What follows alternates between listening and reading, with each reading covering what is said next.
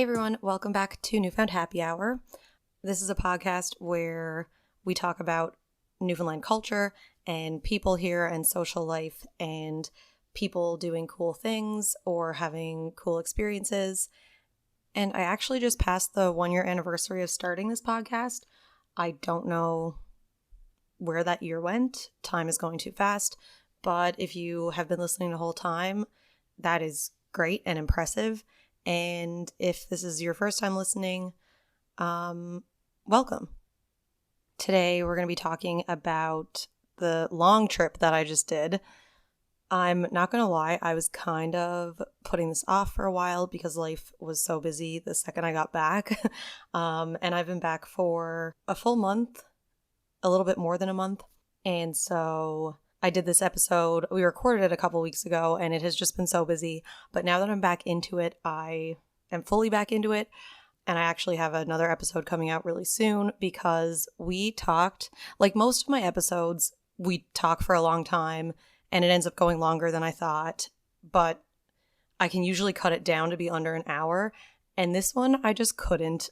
So this is actually going to be a two-parter with my friend Kelsey. So for anyone who doesn't know, I did a 6-week trip at the end of March until the end of April. And I was in Toronto for a week, and then I was in Europe for about 5 weeks, and then back in Toronto before coming home. And when I was in Europe, most of the time I was by myself. I was working for part of the time, and my cousin met me for about 9 days of the trip. So it was kind of a whirlwind. It was a lot of different places, but it was such a good experience. I'm so happy I did it. And my friend Kelsey has had her own experiences traveling and traveling alone and traveling to Europe. So these next 2 episodes are basically us just comparing our trip and talking about what it's like as someone from Newfoundland traveling elsewhere. I love her so much. I love her French accent. It's much better than mine. And I love her insight on all of this. As always, these episodes just turn into conversations that are even better than I thought they would go. And I love how open she is about her experiences, especially because the kind of traveling that we both have done isn't just, like she says, it's not just a vacation, it's an adventure, and you're really traveling and immersing yourself in different cultures, which is what I wanted to do on this trip, which is why, well, part of the reason why I went for so long. And in this episode specifically, we talk a lot about safety and safety tips for women, but it really goes for everyone. If anyone who is traveling, especially by yourself, I think they still stand all the tips that we're talking about. And if you're someone who is curious about traveling or wants to compare with our experiences or just wants to hear about how it went, I feel bad because anyone who asked me how it went, I kind of just give a couple sentences because, like, how do you sum up 6 weeks in a general statement? So for anyone who has asked, here it all is, most of it at least. And thanks to anyone who sent questions on my Instagram story. Through the next 2 episodes, we go through a lot of those, and that's basically our conversations. And yeah, it's good to be back. So I always start with your name and your age, if you want to say that, and then how we know each other. So I'm Kelsey Marie Brown. I'm 28, will be 29 in a couple of weeks. Soz and I met in, I was going to say kindergarten, but that is untrue. It was daycare. Mm-hmm. So Mes Amis French daycare. When we were 4. 4. Crazy. It is crazy to think about. And where are you currently living? Because you're from Newfoundland, but you are not here at the moment. Yes. So I recently moved to Winnipeg. We'll probably be moving back to Newfoundland. But yeah, I'm fitting with the podcast. I jump around from time to time to different places. Which is, I mean, yeah, like which we'll talk about for sure. Yeah. Because we spoke a lot about my trip, like before I went, and even when I was just like planning it, and you gave me a lot of tips I was so excited. I was like, you are doing this and it You're will like, I change know what your you're in life. for. I was like, it's going to be horrible and amazing and wonderful and scary. And I cannot wait for you to do this. Yeah. And you were so right. Like, well, I was going to tell the story later, but like it fits right now. Like there was a day more than halfway through the trip where I was almost crying at a train station. And I was sitting there and I was like, she said this would happen. It's okay. This is what she was talking about when she said that I was going to be so overwhelmed. It And is that was that day. character building, Yeah. like it is. Yeah. But do you want to say like all the places you've lived? Because I actually can't even keep track myself. I mean, it hasn't been that many. So I grew up in Torbay, Newfoundland with So's, and then I moved for the Frecker program to St. Pierre. And that was like 4 months. So that was my first taste of being away, being somewhere completely different and on my own. Like that's the big one, because we're talking about really solo travel today. And that first taste of being alone, I was like, man, this is crazy and what a wild ride, but I love it. And then I moved back and I quickly became bored with being content. And so I moved to France, Lorient-Bretagne, which is, Bretagne is one of the provinces in France. It shares the same ocean with Newfoundland. And I was writing a women's travel, like literature thesis while I was there. I was there for 6 months and then I moved back to Newfoundland. And then I lived in Montreal for 2 years.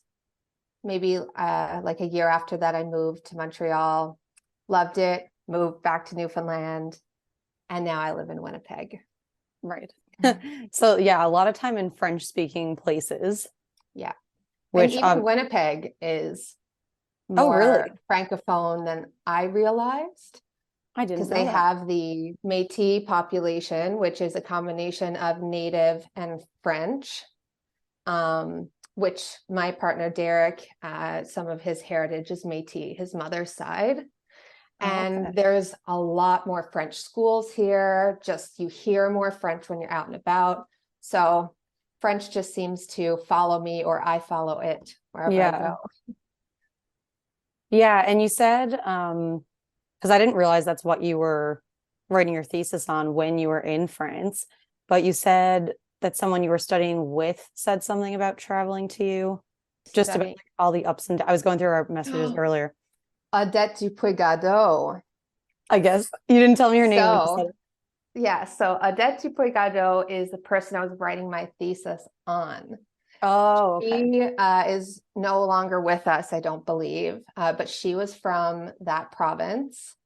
And she just never really felt like she fit in. And she traveled and did a lot of crazy things. And she became a travel writer and ethnologist and became really obsessed with Morocco. She ended up living out her final days in Morocco because that's where she felt at home. But she always talked about like, you have to go and travel and do these things because even though it's scary and horrible and wonderful and exciting, like that's life and that's what's super important in life. It can't all just be sunshine and rainbows. Right. And the difficult moments not only help us grow, but help us appreciate the really beautiful moments. Right. And like to not stay in your comfort. Totally. She almost died from some kind of plague. She was on a boat and like pirates attacked and was almost killed. She almost like ran out of water during she was like riding a camel across the desert following the salt trade in Morocco. And she just would keep going back. And she really felt like it was important to do that. And it really reflected life in general. And I Mhm. totally agree. Yeah, because I was gone for basically 6 weeks. 1 week was in Toronto, and then there was a couple days at the end. Also, like I came back to Canada. And so yeah, every bit, like basically 5 weeks was away. And then I had 9 days where my cousin was with me. So I did have like a little bit of a break between like 5 days by myself, and then I was with her for 9 days, and then I was by myself for, I guess, almost 3 weeks again. But I mean, that poses challenges too. And I have experienced that as well. Hmm. There's moments that are, I really like being alone because I can Yeah. just do whatever. Yeah. So that, well, I mean, that was like my next question for you. Like, what did you learn by, I guess, being by yourself in France? I think I've always had issues with being alone. Um, More so in like a relationship aspect. Like I haven't been single very much of my life, but Hmm. I think I've craved these moments because of that. And it not only allows you to do whatever you want, but it's just empowering. Um, I think it really taught me the power of being quiet. My mom's a talker, and I like to talk about stuff for sure, but I think in Canada, in Western culture, maybe in general, we do over talk and we do just kind of say whatever's on our mind. And when you're alone and you're traveling, you're not talking to anyone, it's actually quite peaceful. Like, maybe when I get home, I won't talk so much because that's actually been really nice. And so that's been great. And then just time and the mental space to contemplate your life and what you want in your life.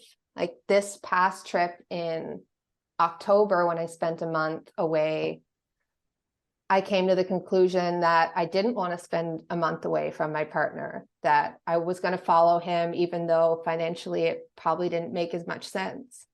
And that led us to like having a better relationship. And now we're having a baby and getting Yeah. married. And I think I had to go away and be by myself to come to that realization. So I don't know. Running away in a way helps me to Yeah. process my life. No, that's so true. I found the same. So like being like on a train, like okay, so I took, because I was doing some things as cheap as I could, and they still like aren't always super cheap, but I took No. a bus from Paris to Amsterdam, and it was like 8 hours. There was a half-hour break to get out in Belgium and like go get food and whatever. And I was like, am I going to be like pulling my hair out? Am I going to be so bored? I wasn't. And there was no Wi-Fi either. I had some shows downloaded, but I couldn't work. And I had a book that I was reading. I took a nap for a little bit. I was listening to podcasts. I was just sitting there, like you said, in silence, just thinking about life and my trip. And yeah, like it wasn't super long. And then I had a 3 hour, like the fast train back from Amsterdam to Paris. And same thing. I had a snack. I just sat And we there. don't always need to be entertained. No. And that's like the power of being quiet that I think is so difficult, but so important. Hmm.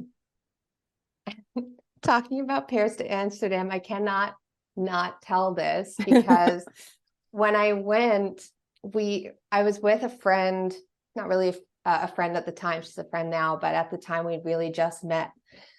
And so we go to Amsterdam and we mess up the time for a train on the way back. We're Right. like, oh my gosh, what are we going to do? We can't afford another train. I mean, this is the start of our 6-month journey here. Like, and we're already messing up. We spent way too much money. Like, we don't even know how to travel, like with a budget. So we're like, okay, we're going to take a bus. And the bus was, I kid you not, back to L'Orient. It was 20 something hours. and it was freezing. Oh my Like I God. thought I was going to perish in this bus. I swear. I was like, this is the end of all time. And now I look back and it's such a funny story. Yeah. Ended up getting so sick after, like really terribly ill. After freezing to death on this bus. But it's just such a great example of, it was horrible at the time, but like, I don't know, that experience like has always stayed with me. And I just love that. And I ended up getting to go because it was delayed. I would have missed this like beautiful tulip festival in Dam Square if I had gotten on the train. But because we had to take the bus later, I got like free tulips, and the whole Dam Square was filled with tulip vendors, and they were just giving them for free, and there was tulips all over the ground. I was like, this is amazing. And I just had to be really ill for 2 weeks after. And that sucks. I had a cold that went away pretty quick. But that's kind of why it's good to travel for longer periods of time, because you don't feel bad for if you have a couple days where you're sick and you're not maybe going as hard as you would with like sightseeing and all those things. Or I mean, I had such a good lesson though. So yeah, it is. You feel the pressure, like how many things can I do while I'm away? But like you're gonna stress yourself out. Like that's not what it is. But yeah, and me being away for so long, like I had to be okay with that, like spending a day where I'm actually probably not gonna see anything, and I'm just going to, especially because I was working remotely towards the end of it too. yeah. So I had to have a day where I just sat in the hostel and worked, and I ordered French food on Skip the Dishes, which was pretty cool. That's too funny. But even that is like an experience in itself too. Did you get any window chicken? No, I'm not a huge meat person anyway. I always get the window chicken when I'm in France, and they scoop the potatoes out of like all the bottom. I don't know why. I just love this. Yeah, They put it in a bag. I've seen people do that. Oh, I was hard on the pain au chocolat. Yeah. And what I ordered from Skip the Dishes that night was pasta, but it was super cheap. And I was like, it's like Parisian fast food. Absolutely. Even though they do have McDonald's, and their food at McDonald's is great. I definitely had it. I got this wrap that I thought was like chicken with goat cheese on it. And I was like, so cool. They have goat cheese on their wraps. Like our McDonald's back home would never. Anyway, it was actually a piece of deep fried goat cheese in a wrap. And it was so good. Oh. Like I would eat McDonald's so more fancy. often if that's what we got here. And then there was another night where I drank way too much wine. And the day after was a bit of a write-off. And same thing, same lesson. Yeah. I think every time, I don't know, I always make the mistake at the beginning of my trip. This past one, I was in Lyon, and again, whether it's you're taking time off work or you're spending this extra money to be away, and you feel that pressure to get so much in during your time. And like a month, yes, it's long, but it's also still short, especially if you're going to a few different places. So I just like tried to pack all this stuff in. And there were a couple days where I'm like, I'm not relaxed right now. I'm really trying way too hard, and I'm not just enjoying myself. And I slowly get in that rhythm of just enjoying being abroad and really thinking about why I'm there. And the same goes for, I think, with the hostel situation. You first get there and it's kind of uncomfortable and you kind of miss being at home. And by the end of it, I love hostels and I really enjoy like that kind of way of life. And then, you're excited to get home too. And then you get home and you're like, oh, I wish I was back. Yeah. So confusing. Yeah. A friend of mine was in France back in September. And so she was kind of giving me tips as well. And that's exactly what it was for her too. She was like, the second you get back, you're wanting to go back again. Mm-hmm. But what people don't, I mean, I guess if people don't travel very often, what people may not realize is like with certain trips, especially Europe, it's not like an all-inclusive where you get a direct flight there, you hop off the plane, you're on the resort, you lie there for a week, and then you come home. Vacation versus adventure. Yeah. Very different things. Very different. And my next trip, I mean, I'm going to Toronto in August, but I'm like, my next trip will be me getting a direct flight to a beach and parking myself there. And I said I would never, I said I like don't care for that. Like I don't want to do an all-inclusive. I said I would never do Florida. But like me and Mark just bought tickets to the Jonas Brothers in Florida in October. Oh yeah, but I feel ready for that great. now. Yes, absolutely. I think both are great in different ways. But if you need a vacation, backpacking is not that. Backpacking is an adventure. Right. And there will be negatives, but they will be worth it, in my opinion. Like you said, it is character building for sure. Mm-hmm. So maybe we can go through some of the questions that people sent me. I would love that. And we can both kind of answer and compare. So where did most people think you were from? And what were their reactions when you said Newfoundland or Canada? For me, I didn't talk to a whole lot of people. I really stayed kept to myself this time around. But the few people that I did speak to, for example, the hostels, I think they didn't think I was from anywhere in particular. And a couple of people didn't know where Newfoundland was, but they were like, Canada, yeah.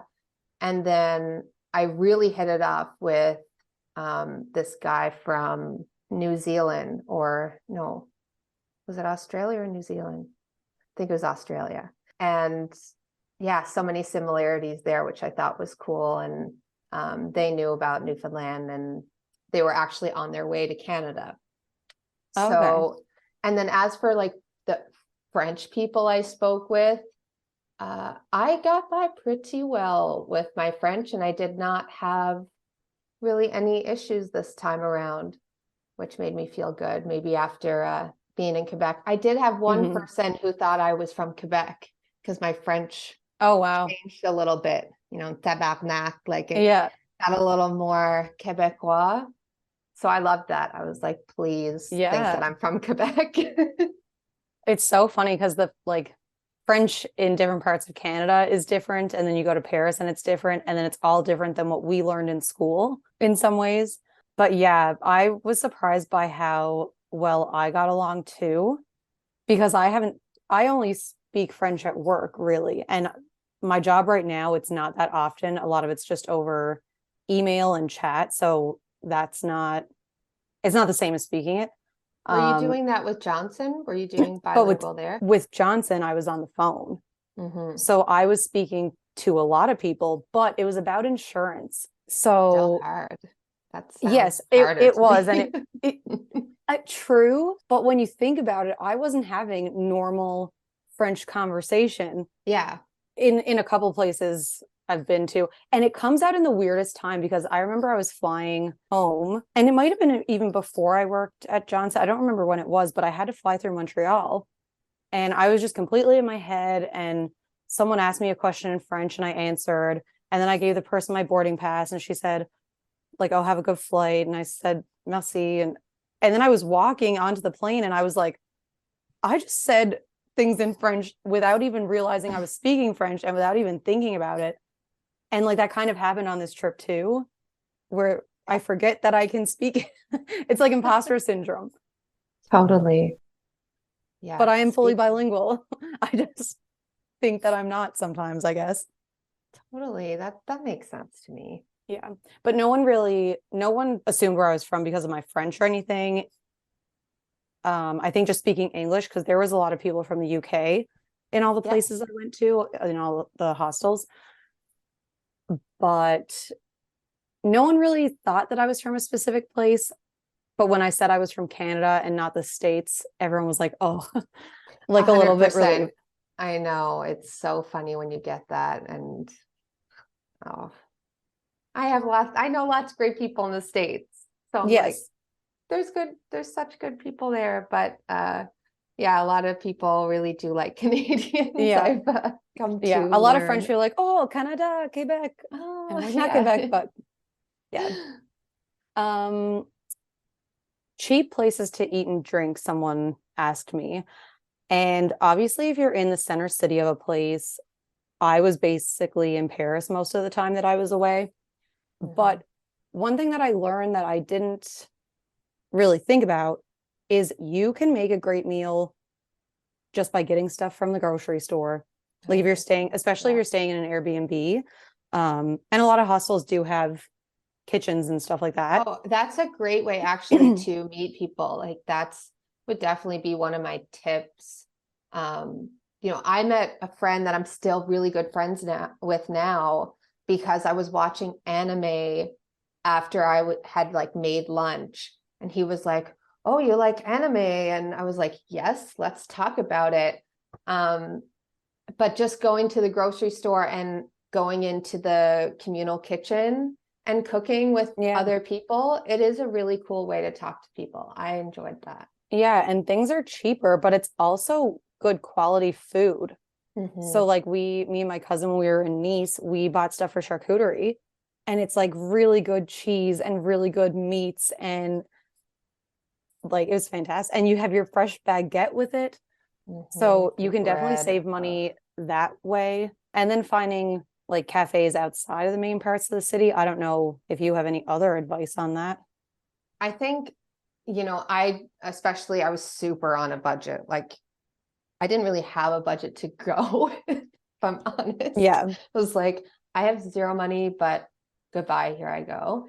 But I really do think that my go-to is I don't eat at restaurants. That would be something I'd have to budget specifically for, because I'm going to a restaurant, like, except for to get sea snails. They're called bulots, and that's definitely what I would go to a restaurant for. I love them. They typically have house sauce. Guys, try bulot. They're called whelks, sea snails. They're so good, and they give you so much bread, and you're full, and they're like, do you want to order anything else? Because they're cheap and they want you to buy the expensive stuff, but no, just eat all the snails and bread that you can. Two, I love what do they call them? Like veggie tarts or something. I don't even remember the word, but they're basically like big quiches, but like look like pies, and they give you a slice, and it's like egg and all this. I saw those in a lot of cafes for sure. Yes. So that's like my go-to. Little bottle of apricot juice, quiche, other thing at the cafes. And I typically will hunt for a couple days for like the place that I really love. Checks all the boxes, has the quiche, has the desserts, has the apricot juice, the espresso. There's a place outside I can sit and smoke. Not now because I'm pregnant, but before I wasn't. And they have Wi-Fi. So that'll be like, once I find it, I go back there every day, probably twice a day. And it's a really economical way to still have that like French vibe of sitting at a cafe and enjoying yourself without breaking the bank. Yeah. And a lot of places do just like the quick breakfast of a coffee and a croissant or a pain au chocolat, which is what I got, and an orange juice. And that's usually enough to tie you over for the morning. Like you don't need to always go for a big breakfast. True. And I mean, fill up on bread everywhere you go because it's just so good. 100%. And like you're going to do a ton of walking, hopefully. That's just definitely walk everywhere. Just breathe it all in, enjoy like the scenery and just the vibe around you. Like sometimes that's enough. Yeah, that was another thing I learned too, because when I first got there, when I was by myself, I got a couple Ubers and Bolt, like Bolt was the cheaper one there. So I got a couple when I was by myself just because I kind of thought like that would be safer. And then once I realized that public transit, first of all, is amazing and so cheap. And I don't know what it is, but walking 20 minutes, maybe it's just because the views are much nicer, but walking 20 minutes in Paris goes by way faster than walking 20 minutes here. Like if I left my house and had to walk 20 minutes somewhere, it's just different. And I guess it is just the scenery, like everything is so much nicer there. But once I learned that, I was like, oh, half hour, 40-minute walk, that's nothing. It is what's around you. Like you're walking past lively streets and, different cafes and markets, and you might hear this person like playing the accordion, or this person's like painting, and like those are stereotypical things, but it actually does happen. I've seen your videos of it. You have proof. I did not take videos of these things. The guy with the accordion with a cat on his shoulder, and he plays the accordion and then he stops and holds up a little milk bowl to the cat, and the cat drinks it, and then he goes again and the cat stays on his shoulder. So funny. So someone asked safety tips for women when traveling alone. So I felt safe for the most part in France when I was alone. And if I ever wasn't, I did meet people in the hostels to go out with. But I know even that can be like nerve-wracking for some people. So there's a couple of people who had my location. Like my parents had my location for my phone and my itinerary with the addresses of everywhere I was staying. Very smart. Actually, this is a tip I was going to add in at some point. And I know it's not for everyone, but I am a planning kind of person. So I had an itinerary for all the 37 days that I was gone, which helped me. But even you can be like the most organized and things still won't go perfectly, but that's a different topic. And it shouldn't. Yeah. And, but it's good to have a plan. And I think that like from a safety perspective is actually really interesting. And I never would have thought of that. And I had all my, like I sent my parents the addresses for all the places I was staying and like the dates I was staying there. But aside from that, like I did find a female only hostel in Amsterdam. I don't know if I was going to say, like, I think maybe any woman would say that, and listen, it's not about like the gender thing. Like I have so many friends that are males. It's not about that. But when you're traveling, like these are different countries, they are different cultures. There are a lot of other people traveling from all over the world. I did feel safer and more comfortable in female only dorms. And I always will pick a female only dorm if I can.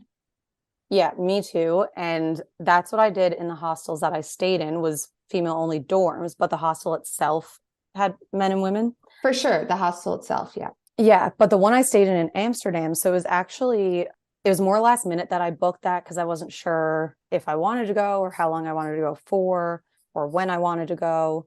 But that was the female only like hostel. Yeah. The entire Interesting. building. And so the building itself, you needed a key code to get in. And then you needed a key code to get in your room. And there was always people at the front desk. But it was just, I don't know what it is. You just feel so much safer when it's like the common area to the bar or to the hostels I was staying in was a bar and restaurant attached to the hostel. And then you had like a common room kind of kitchen area. Which hostel is this? That was in the St. Christopher's. St. Christopher's, yeah. I know exactly. So I stayed in the one in Gare du Nord, and then I stayed in the one in Canal. It's just called Canal. Yeah. Yeah. I stayed at the Canal one. Which is where I ended up staying longer because I liked it better. Yeah. The area around it was nicer. But still, like the female only one, they had all these movies. They had people who were working in the common area. They had all these nice couches and tables and a really good kitchen area. And like, this is so relative, but I walked in and they were playing Taylor Swift. And I know. got to my room and everything is so nicely decorated and the rooms are all pink and It's like girl it's power just a good, over the yes, top. they had art by like local women everywhere. Each room had its own theme and was decorated by someone who lived there or staff of the hostel. I don't know. But it was great vibes. And so I went downstairs to cook my dinner for that night and they had High School Musical on. And so we all just sat there and some people were like singing, like singing the words, and everyone just kind of bonded over that. Whereas like none of that would happen in a probably not. No. So I know that's it just like, seems smaller too. Like it wasn't a huge hostel. It wasn't, but I mean, which I think has a certain like the rooms coziness. had like it was rooms of 12. Yeah. Okay. Yeah. And it was a little bit more expensive, but at this time, like I had been at hostels where, like you said, it's different people and different cultural things. Mm-hmm. I've had a fully grown man just I'm like undress right next to like I'm where I'm getting ready and like about to sleep. And I'm like, that's cool. Like, but I am alone and you're a fully grown, like heading towards middle-aged man. And I'm slightly uncomfortable that I have to sleep like right next to you, you know, and especially, I don't know, maybe as I get older, just used to a little more privacy. So I definitely enjoyed the female dorms. Yeah. So that was my recent trip. Gosh. Yeah, and it's like cultural norms too, like the way that different men hit on you depending on where they're from. Not to be stereotypical, because everyone is different too, but I mean, I found a lot of people are very pushy and very touchy and can't take a hint, almost like what you just said. Like, it's like there's no, that doesn't, like completely undressing in front of someone, would that make them uncomfortable? Maybe kind of avoid that. And there were a lot of people who, similarly to that, would walk really close to you at night. I did find that in some places where it's like, okay, if I've been followed. Yeah, and well, and that's the fear is that you're being followed. But I don't think it ever was. Like sometimes I would stop and pretend that I was looking at like directions and let them pass me. Yeah. But yeah, different things and like I mean, that. there's nothing wrong with doing that. That's being vigilant. That's being aware of your surroundings. Like stuff does happen. Doesn't mean you shouldn't travel, but you need to be aware of what's going on around you. Yeah. And you also need to be like pushy, or push back, I guess, with people. Because I had a few people really only in France be a little more pushy and, you know, ask me, hey, do I want to go out for a drink, you know, just off the street? And like, one no's not enough, two no's not enough. It's not. Oh, we can just go as friends then. Well, no. Yeah, just flat out no. I don't know you. We are not friends. You just kind of came up to me.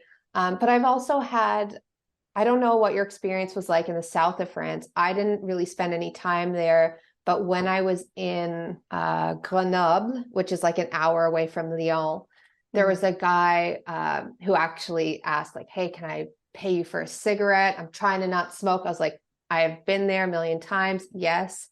And then we had like a good conversation.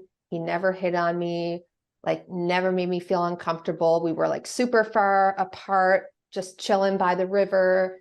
It's like beautiful mountains. And he was from the south of France. And I've heard from multiple people that they're a little less pushy, a little friendlier. And I also found that in Bretagne, people were a little friendlier than, let's say, Paris or some other places. Yeah, now that I think about it, that is true. Like most of my experiences like that were in Paris. Yeah, I mean, Paris anyways, because it's a big city. But even Lyon, like where I was followed was in Lyon. Oh, okay. And I had already kind of, he approached me saying, aren't you my neighbor? Like, I am not. No. And I remember talking to my partner about it after. He said, you like just told him that like you're not like you don't live there, like now you're a bigger target. And he's probably right. But I kind of started walking away, and I unfortunately was kind of in a back alley at the time, which like don't do it, ladies. No, like, don't go down alleys. Like I'm telling you, and don't, I've said this to Sarah, do not take a bus in Paris at 4 a.m. after a club by yourself. Like find a better way. I don't know like fully what that is, but don't do it because they're so packed.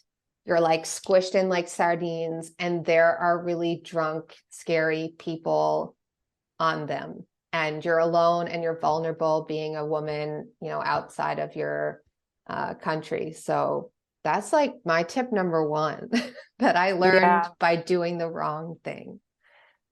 No back alleys, no buses at 4 a.m. by yourself. That's probably the situation where like you want to have an emergency card or like funds to get an Uber or something like that if you have to. Because there was a night where I like wasn't 100% sure where I was going.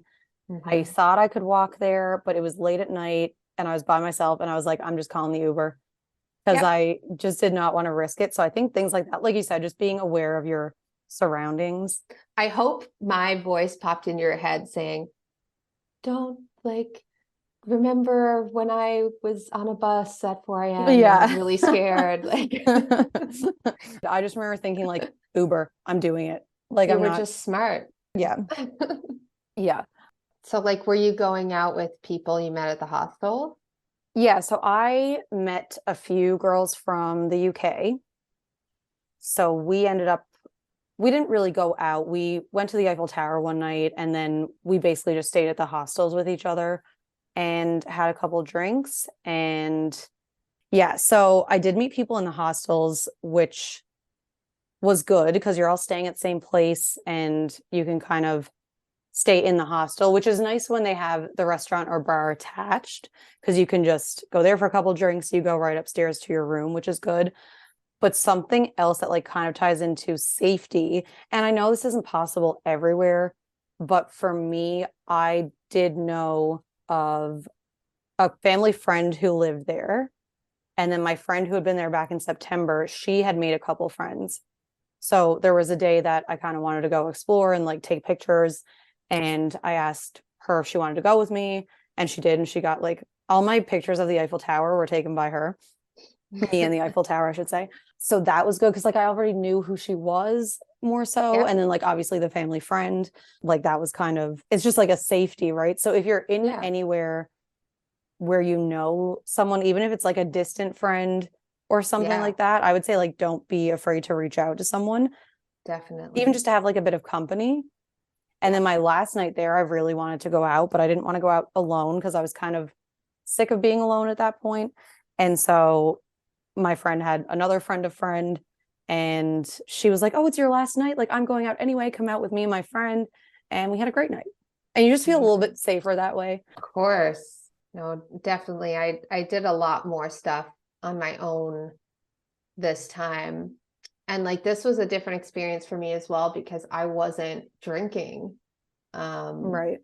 I had, taken several months to kind of step away from all alcohol, and but I still wanted to go out and like listen to good music and go to a bar on a boat, and it was still really great, and I met some really cool people, but I think there was a level of I was a bit safer because I had that sober head on my shoulders. I still didn't make all the best decisions, hence the bus late at night, but I was more like ready for if something happened. So I think, especially like you said, if you're drinking and you're away and you're by yourself, it's not as safe. So finding people to go out with at hostels, linking up with people, friend of a friend, such a great idea. Yeah. And now like I have new friends. Yeah. This kind of ties in with like the next question. Someone said the benefits of knowing the language somewhere else. Yeah. Kind of like what we were saying before. I didn't fully appreciate that, like, I can speak French and I can fully have conversations with people and I understand the signage wherever I am. Yeah. I didn't fully appreciate it until I was in Amsterdam. And I was like, oh, I can't speak this language. Yeah. Because it wasn't all. something Yeah. that I thought about whenever I saw French. Like, oh, I know what that means. Like, I just didn't think about it. You don't think about it until you're at a train station and you don't know what anything means. And you're like looking for the English fine print. Yeah. So yeah, that was, so I mean, safety wise, like I did feel a little bit more uneasy in Amsterdam for that reason, I think. And like a lot of people will speak English, especially if you go to the museums and stuff like that.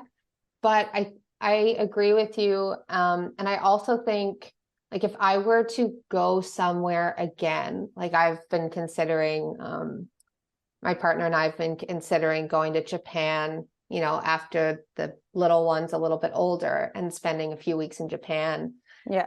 And I think before I go, I want to put in that effort to just learn a little bit to get by. I think there's a level of respect, to not expect everybody to know English. I think as Anglophones, we do think that way, or even if it's not like a big expectation, we just kind of think like, oh, probably someone can speak English.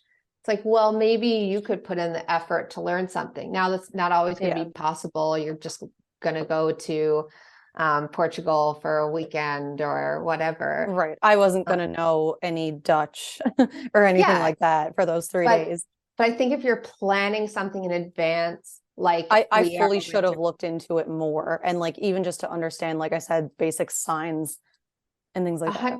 Absolutely. When my mom and I, because she came to visit me while I was in France, we went to somewhere in Spain, Girona. Yeah, it's like an hour away from Barcelona, which will lead into one of my tips, which is Skyscanner, which is my favorite friend of all time. But I quickly realized Girona is not a big place like Barcelona. So there's not as many people who speak English.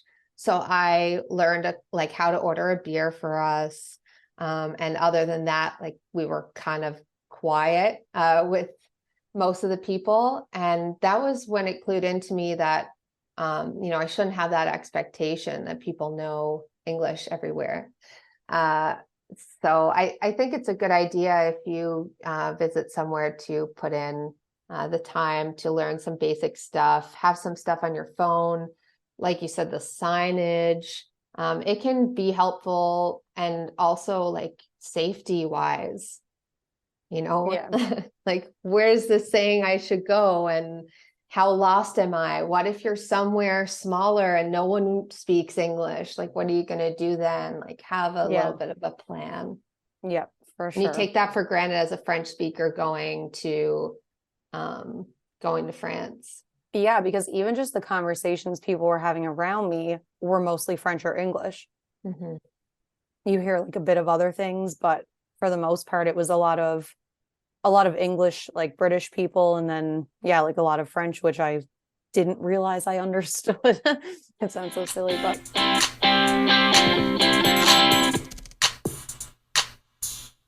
stay tuned for the next bi-weekly episode, out every second Friday. The second part of this is going to be continuing this conversation and answering some more questions and talking just about solo travel and general travel tips. And you can also check out my personal TikTok. I'll probably share a couple on my story when this episode is out, but I did do daily recaps for what I did each day I was away.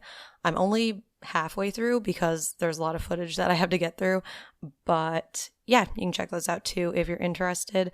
And you can find me at Newfound Happy Hour on Facebook and Instagram.